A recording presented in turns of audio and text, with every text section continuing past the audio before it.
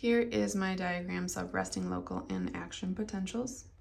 So the first one is resting membrane potential, which is when a neuron is at rest and is capable and ready to send a signal down its length. The ICF has a measured value of -70 millivolts, and this is referred to as the resting membrane potential. You can see here that the neuron is at its resting potential.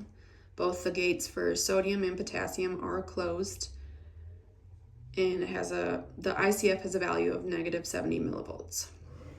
The next one is a local potential. A local potential is when a dendrite is stimulated, its sodium gates open and sodium ions diffuse into the ICF. If strong enough, this current can progress through the plasma membrane of the soma and possibly to the axon hillock.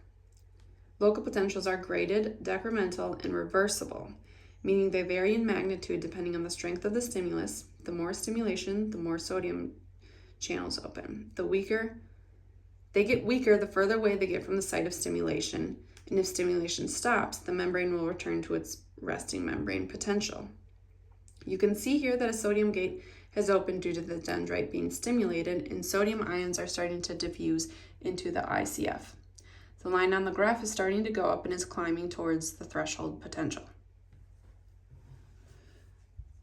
The last one is an action potential, and it's a stronger, more dramatic change in the polarity and membrane potential. If a neuron is said to be sending electrical signals down its axon toward target cells, then it's actually action potentials that are being transmitted down the axon. Action potentials follow the all or none law, meaning if the local potential that reaches the hillock is strong enough to trigger an action potential, the action potential will occur at full strength. If not, no action potential will occur. They're non-decremental, meaning they maintain their strength down the entire length of the axon, and they aren't reversible. So once it starts, it cannot be stopped.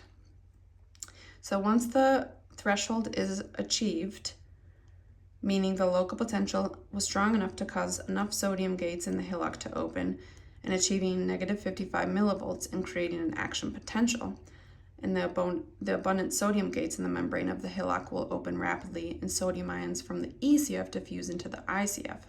The value of the ICF goes from -55 millivolts through 0 and up to 35 millivolts.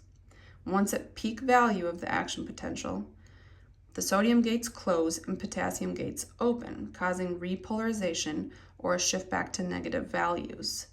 Once -70 millivolts is achieved again, the potassium gates close as well, and everything is back to its original locations. And you can see in this drawing that a bunch of sodium gates opened, meaning a bunch of sodium is diffusing into the ICF, which is causing this dramatic shift upwards.